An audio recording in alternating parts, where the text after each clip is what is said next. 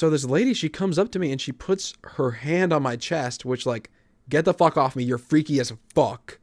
Like, you're down horrendous. Like, you want me that bad that you're already putting your hands on me? Like, whoa. Be a woman of God and keep some distance. Holy shit. Hello to all my Pandulces out there. Welcome back. Episode 6 of the Pandulce podcast, shawty. It's been a minute. I mean, no, it hasn't. It's been a week. But guys, I want to apologize to you. I want to apologize because the podcast clips this week were non-existent. They weren't balling out like they usually should. I was pretty busy this week. And I also just struggle with time management. So I was supposed to make the clips on Sunday.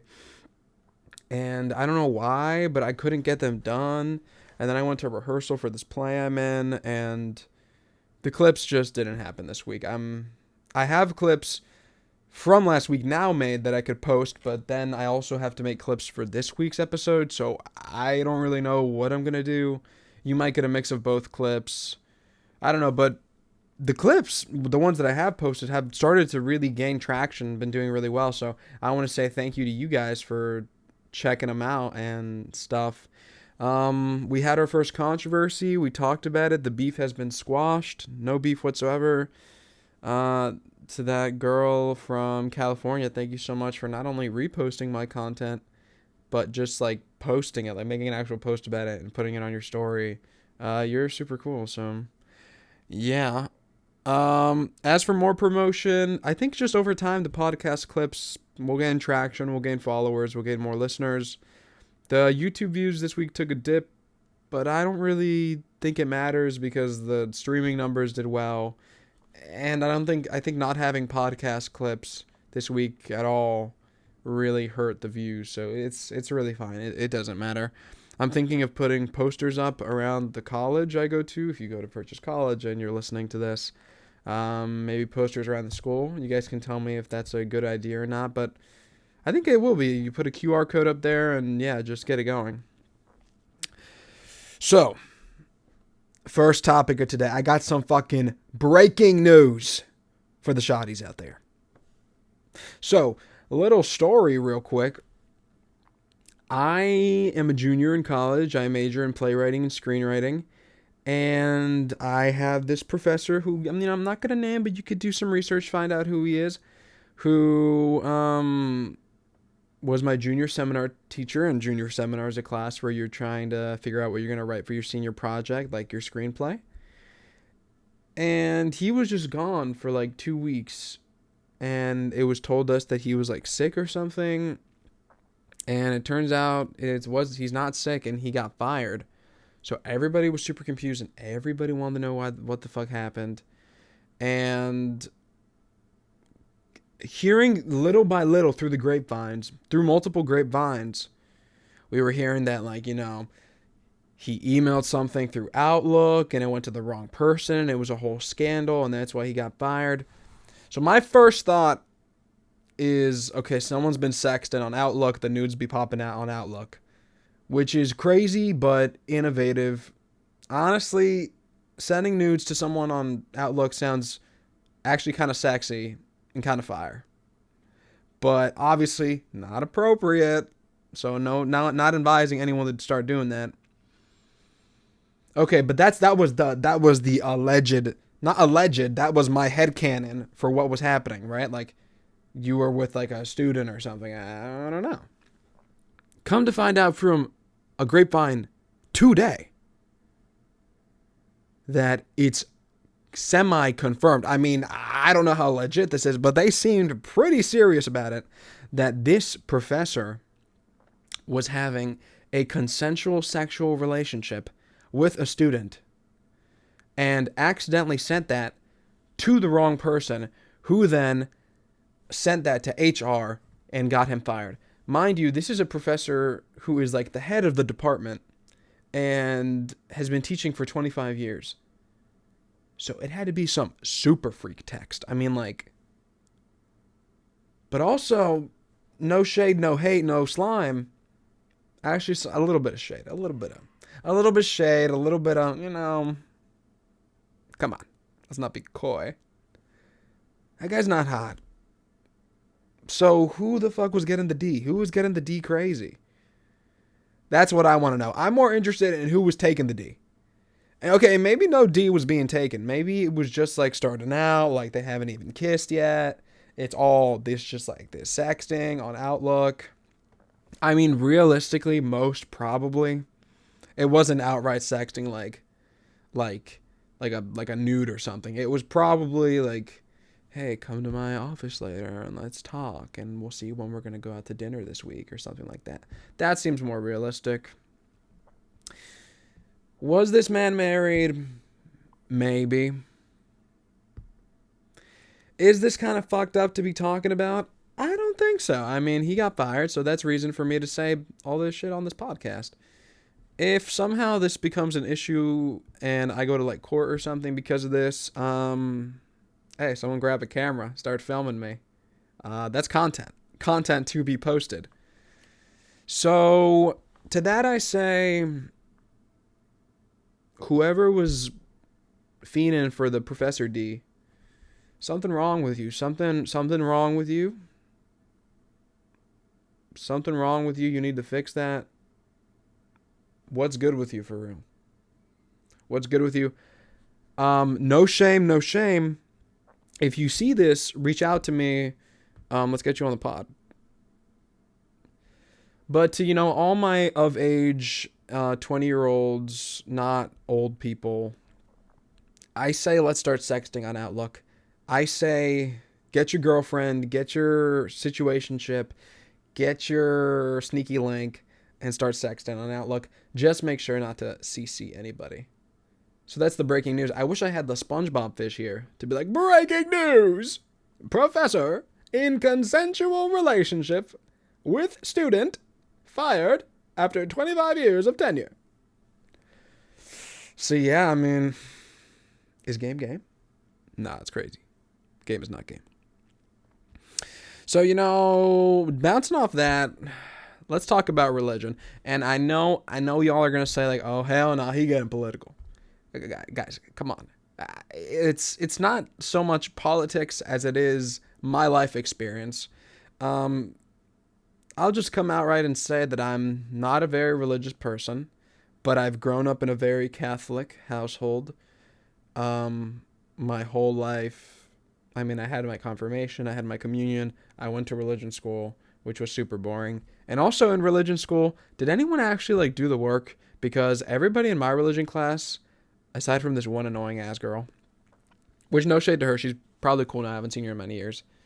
But I remember she was just like, I told my parents they didn't want to go to church. And I was like, did God wait to make this world? Did God rest? Well, actually, God did rest, so maybe I'm misquoting her. She's like, no, Jesus fought and made this land. So we need to just stick it out and be there for an hour every week. And I was like, oh, brother, come on. This shit's boring as fuck.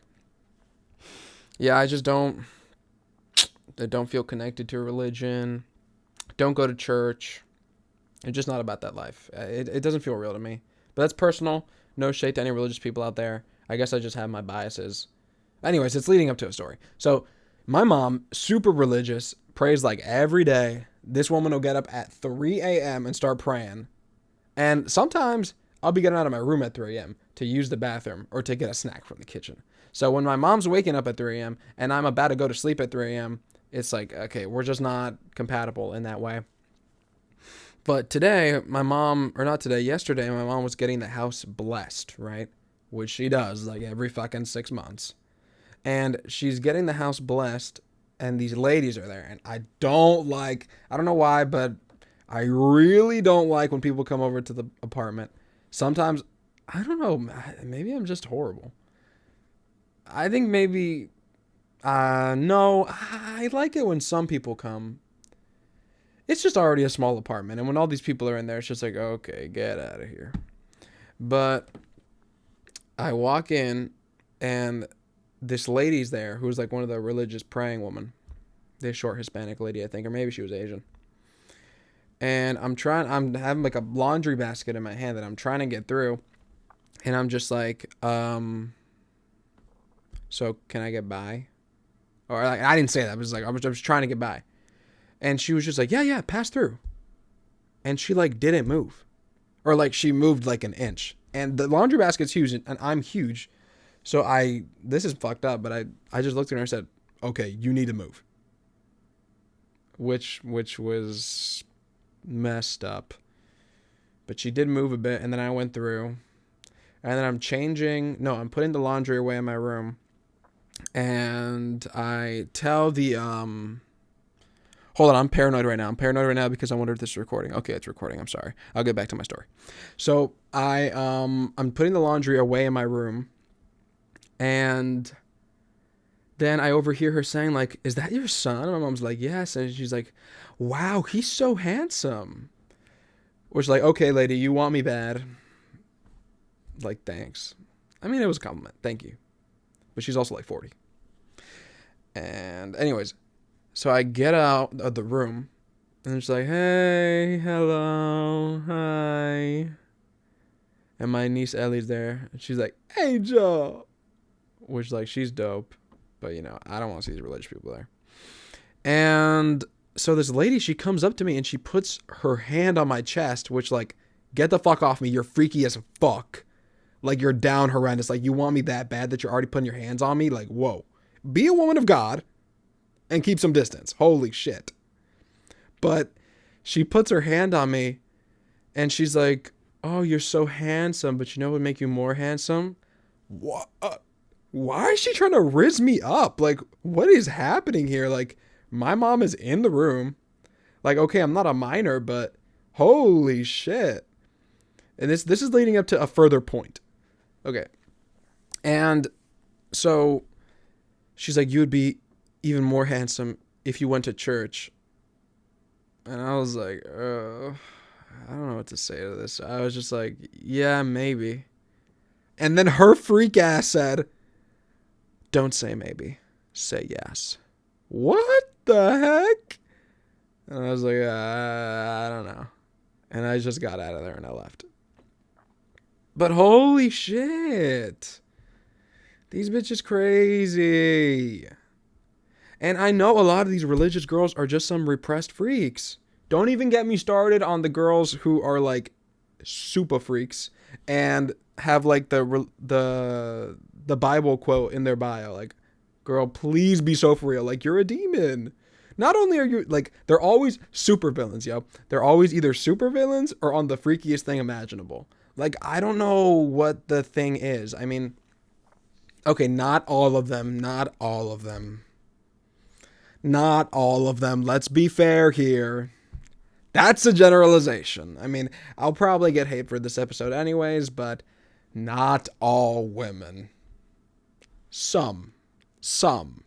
Okay.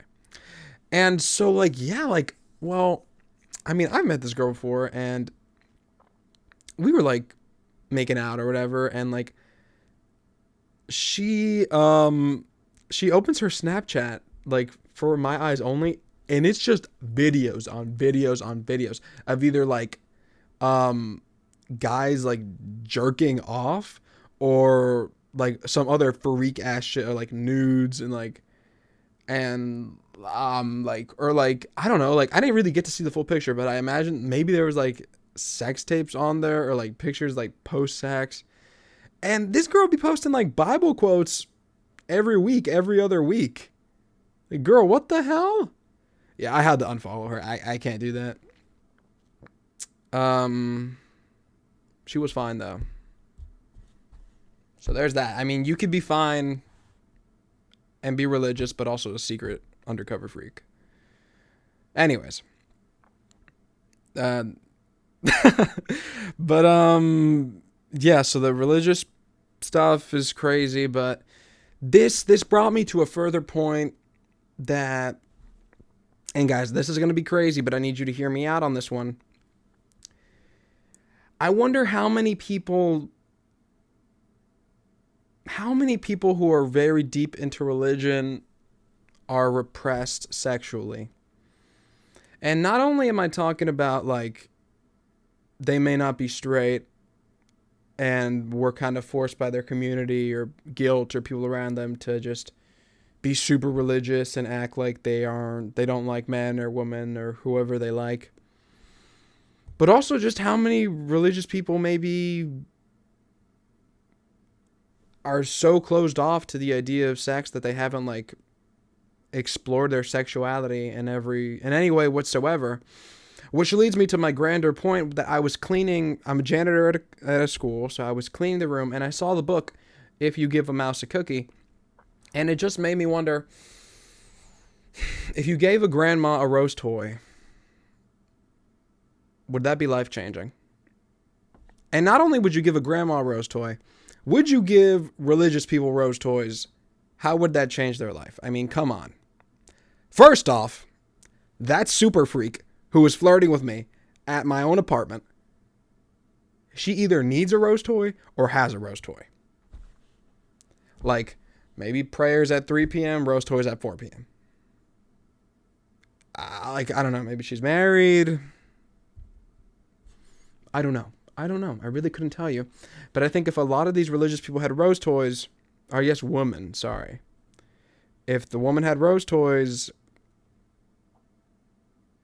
I don't know. I think that would be life-changing for them. I think it would open a third eye. I think it would change a lot. I mean, I think of like people from 2 generations ago, like Mexican or like Hispanic or any grandmother who's just like super duper duper religious and has like 12 kids. Like, do you think she enjoyed having sex with that man for 12 kids? Like, is that enjoyable? No, I don't think it is. I think it's just maybe back in the day, I mean, and these super religious families or whatever, it was like you just had sex to make children and that was it, which is so crazy to me. I just like, no, like I can't imagine that it was like, and a lot of these women were like forced into marriages. Okay, I didn't want to say this, but I'm going to say it. I've seen my like grandma's like 50th anniversary wedding video, and she's not even talking to my grandpa. She doesn't talk to him at all in the video. Are you telling me those people are in love? Like, maybe they were, but I think most of these marriages, or some of them, were just like circumstantial. I mean, you got married to this guy because, I don't know, he wanted to be with you, and I guess you like needed a man to support yourself in this time period. You weren't going to go meet a guy from like some other town or state or country or like, I don't know, get flown out by Drake to go to LA and go on a date with him. Like, your options were very limited. And I highly doubt that the idea of being a woman and exploring sexuality was something that was like talked about positively in any sense of the way. So if I had a time machine, I'm going back to the 1920s. I would have a box of rose toys and I'm handing them out. And to save these women from hatred in their communities or from being, put down by men because of the rose toy, this immaculate conception of a contraption, I would be like, okay, you got to do this in secret. You got to go into your room and say, I'm going to pray. And then pop that bad boy out. I mean, I don't know, like, I don't even know how a rose toy works, but this idea came to my brain and I was thinking, life-changing, life fucking changing. From what I see on TikTok, this machine is insane. I think I saw like a 63-year-old woman talking about it, like, oh, you never used the rose toy before? That rose toy would change your life. In a TikTok comment section. So yeah, that's my movement. Give your grandma a rose toy for Christmas, for Halloween. If you think your grandma, if her husband dead,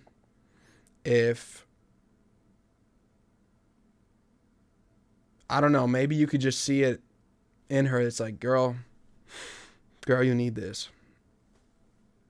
It don't gotta be out in the open. It could be a little secret. It could be mailed to her. Send that rose toy her work and be like, from love, grandson, granddaughter. Okay, I think that'll probably get a lot of hate online. But it just had to be said. It had to be said. Okay, anyways. Speaking about Mexico, I'm going to be honest. Yes, I am Mexican. Yes, I am Latino. I can't say I love going to Mexico. I just can't lie to you and say I do. And, you know, a lot of people may say, like, you're a fake-ass Mexican. Like, hey, man, like, if that's the label y'all got to throw on me, then throw it on me, man. I'm catching it.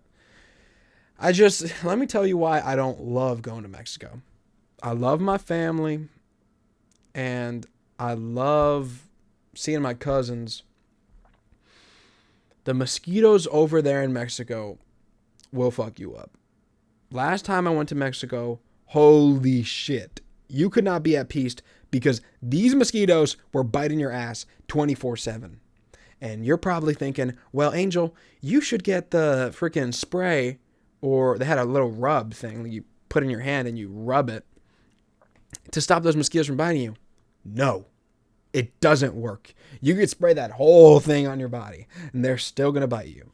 It's awful. And it is so insanely itchy that, like, 2 weeks in Mexico, I just couldn't take it anymore.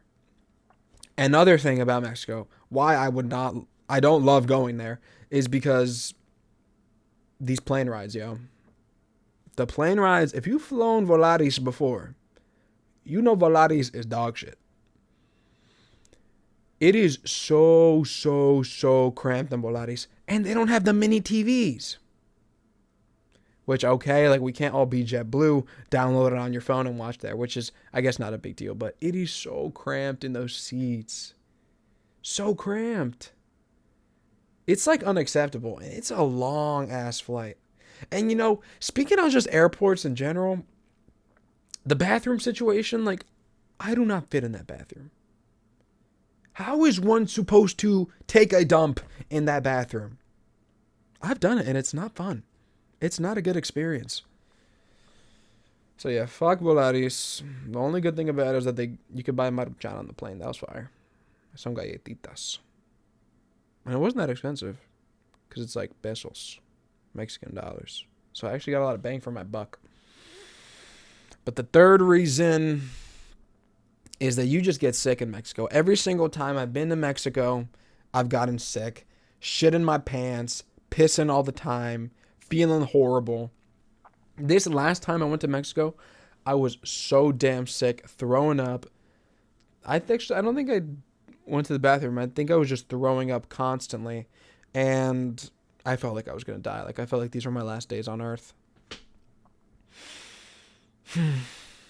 It's truly terrible, and like nothing can heal you from that. Like, they give you like the medicine, they give you like the Gatorade, and it just takes time to heal. Horrible feeling.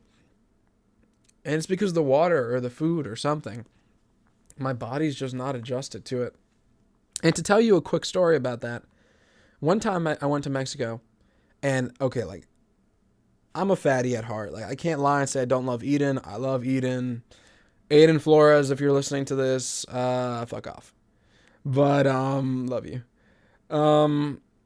Yeah, so I went to this restaurant in the plaza in Mexico, in Iquilpan, Michoacan. And I think I ordered a quesadilla with meat. And back in the day, I mean, still kind of today, I feel like a very much like people pleaser. And I like to make people feel good. Right? So I'm eating this quesadilla and I'm like, wow, this is the best quesadilla I've ever had. Oh, this is so good. Oh, I love it. That's the English translation for you. Obviously, it was in Spanish. Ay, me encanta esta quesadilla, bien delicioso. Ay, me encanta esta quesadilla.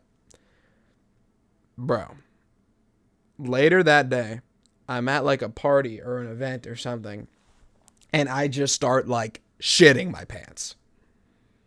And I was glazing the fuck out of this quesadilla. And look where it got me. And so I was sick for so long. And I would literally like wake up to like, I would wake up in the middle of the night and I would be like shit all over me. And I'd wake up and my aunt would be right in front of me. And she's like wiping this shit off the bed. Most embarrassing thing ever. Like, shout out to my aunt. Shout out to my tia Tere. Like, bless your soul. In this case, God bless your soul. Because I can't imagine someone doing that for me. Thank you. Holy shit. Pun intended. But yeah, I mean, talked about it years later with my cousins. And one of my cousins, Caitlin or Kaylee or whatever, was like, no, I can't go in there because it just smelled so fucking bad. So yeah, you just get sick in Mexico, man. It's not... No.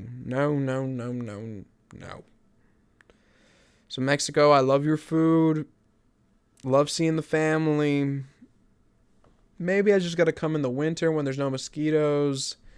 And come for like a week, not 2 weeks, or maybe like half a week. It's a lot.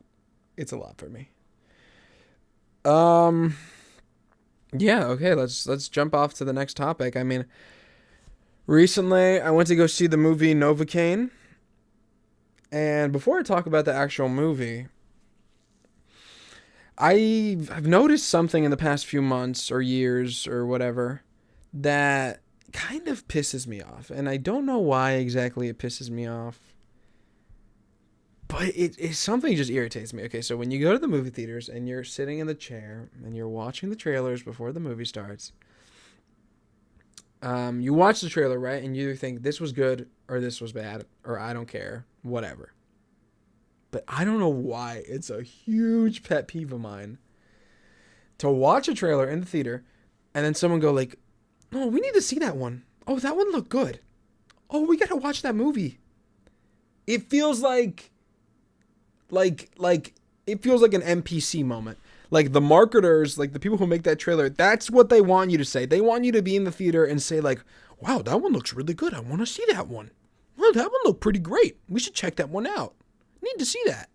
Yo, guys, stop. You're like giving into the system. Oh yeah, I should really, hey, that one looked pretty great. Let's check that one out. It feels like they hired people, put them in the movie theater and said like, yeah, say that so it gets people to watch. Like, you guys are, I mean, it's not a bad thing. Like, you're allowed to say like, hey, I want to see this movie, but I don't know why something about it just deeply triggers me. And the worst thing is when I catch myself doing that, I'd be like, hey, that looked pretty good. Hey, I want to see that movie. Hey, yeah, let's check that one out. Bro, it's like they're getting you. They're getting you with these trailers. And I mean like good on them. I mean, that's the job. If I made a movie and I watched a trailer, I want someone to be like, yeah, hey, yeah, man, let's go see that one. Hey, that one's pretty good. But yeah, it's just a pet peeve of mine. Moving on to my review of Novocaine. I'll keep it quick because I know a lot of you motherfuckers do not care about movie reviews. I will say, I love Jack Quaid. I love him in The Boys. And I like him here in Novocaine. I don't think the movie... I honestly went into the movie with high expectations because I've been hearing that it was good. I don't think it's that good. I like Jack Quaid, and any more Jack Quaid is accepted. He does kind of play a similar role to that of Huey in The Boys. But if that's his archetype, like, what are you really going to do? The romance between him and the girl is really sweet. I like their interactions. Some of the moments in the movies are funny, and some of the action scenes are really cool. The villain was okay. I feel like that's how I feel about most of this movie. I think it's just very okay. Ned from Spider-Man is in the movie, which is like fine. I just think this movie could have been so much more. I wouldn't say it's like...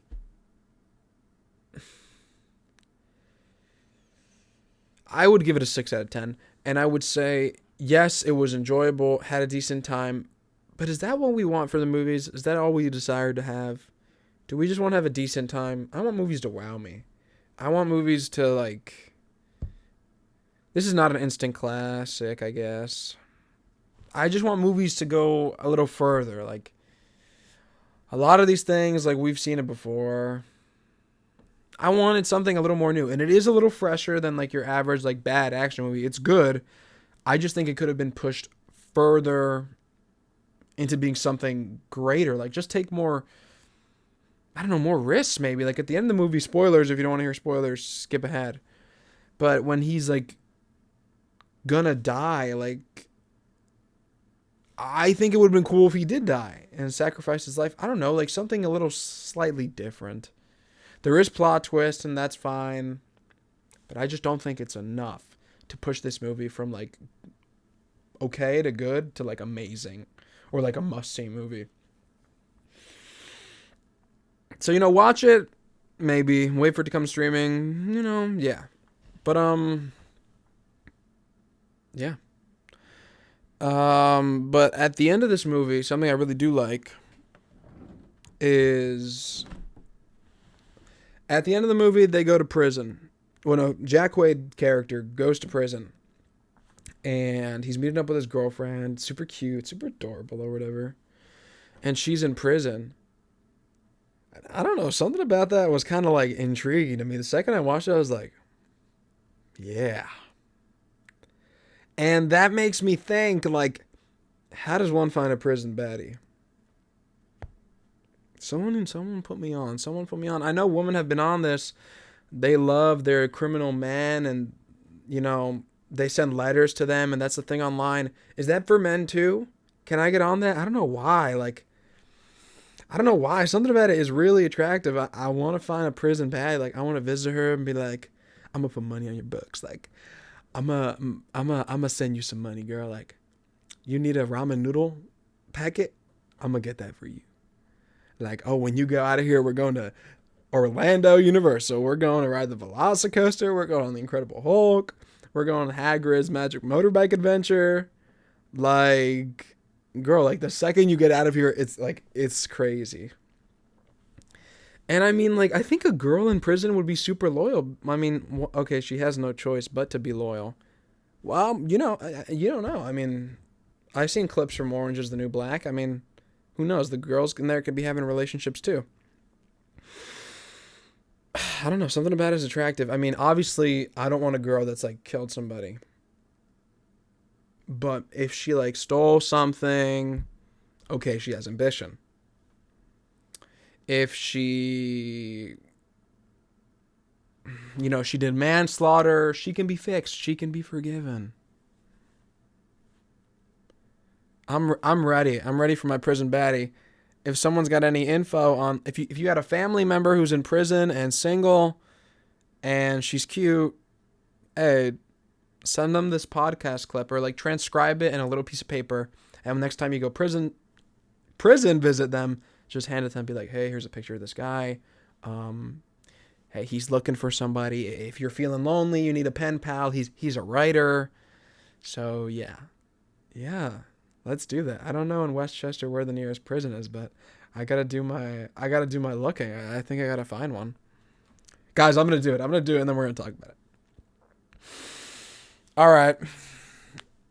Last week we pitted Timothée Chalamet against Adrian Brody, and we pitted Mikey Madison against Demi Moore. I was supposed to ask you your opinion on that, and I just never fucking did. Guys, that's my bad. And I didn't ask you about this one either. But in the spirit of Novocaine and Jack Quaid, this week on Celebrity Tussles, on one side of the ring, we got Jack motherfucking Quaid, star of The Boys, star of Novocaine, and Megan Thee Stallion, the rap god. Megan stands at 5'10", and Jack Quaid stands at 6'3". So guys, tell me who you think's got this. I'm thinking about it right now. Jack Quaid, he's got the fight choreography, but would he even want to put paws on Megan? Jack seems like a very kind man. And I mean, Megan seems really kind too, but I think didn't Megan get shot in the foot? So she's got battle experience from the baby. So maybe Megan would really put up a fight. And Megan's got a little more meat on her than Jack Quaid. Megan might be, this is no disrespect to Megan. No, this is no disrespect. This is just analytical. Megan might weigh more than Jack Quaid. I don't know how true that is. But hey, it's very possible that she weighs more than Jack Quaid.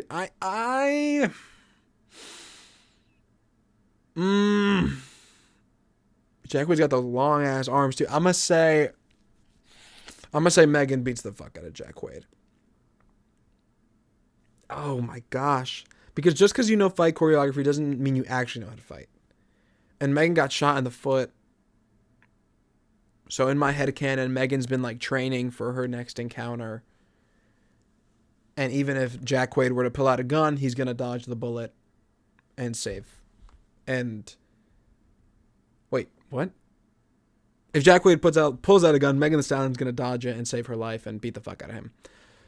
Yeah, so I think Megan wins this one. Tell me what you think. And tell me if you're enjoying Celebrity Tussles, because I just kind of throw it in here. I mean, it's a little bit of a messy podcast, but I think it's fun. I think it's really fun. I enjoy it a lot. So, I'm going to end this podcast with a question of the day. We've been having our fun. We've been having our chat. I love talking to you. I love feeling connected to you. But we have to ask our question of the day. And this week's question of the day is, if Diddy escaped from prison and had to kidnap someone, who are you sending with him? As in, Diddy escapes and this person's going to be on an island for him for the rest of their days in the Diddy cage. Who knows what happens in there? Well, first thing, I mean, we're getting political, but I guess I don't care anymore. Maybe I do care.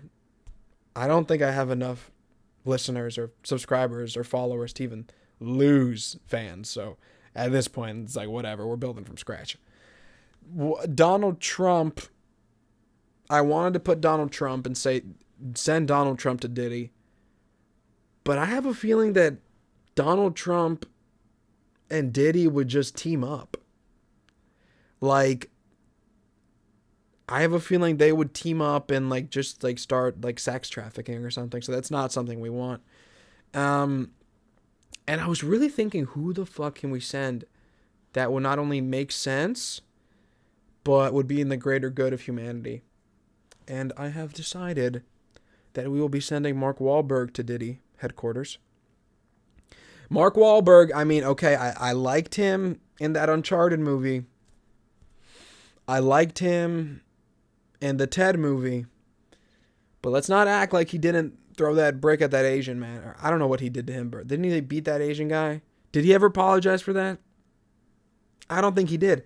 I think actually, I read this somewhere, allegedly, he had to apologize to a certain community of Asian people to get a movie filmed there. But it was like the most fake apology ever. So to not leave the Asian people out of this mess, I'm saying not only do we send Mark Wahlberg to the Diddy Island, we sell, crazy did not mean sell. We send Kei Kwan from Everything Everywhere All at Once to the Diddy Island with Mark Wahlberg. And I know what you're thinking, Angel, why the fuck we send an majestic, beautiful, amazing Kei Kwan to the Diddy Island? I would find a way to protect him. He's not there to experience the Diddiness. He's there to like put an end to all of this. I feel Kei Kwan's charisma and charm will not only bring Diddy back to society, but would possibly stop the Asian hate from Mark Wahlberg and just, put an end to all this madness. I think the three of them in a cage for a couple years, they would make a new religion. They would be like monks. I mean, I don't know. They would reach a new level of philosophical thought, and Kei Kwan would reform the both of them. Actually, no, I don't think Diddy should be reformed. Kei Kwan can kill Diddy with his action movie skills, And maybe Mark Wahlberg can have a redemption arc and come back into society and make Uncharted 2, because I really want to see Uncharted 2. Big fan of Uncharted. Anyone else like that movie? I thought it was pretty good. I had a great time with it. I love Tom Holland. Guys, I think that's the end of this week's episode. Episode 6 of the Pandulce podcast.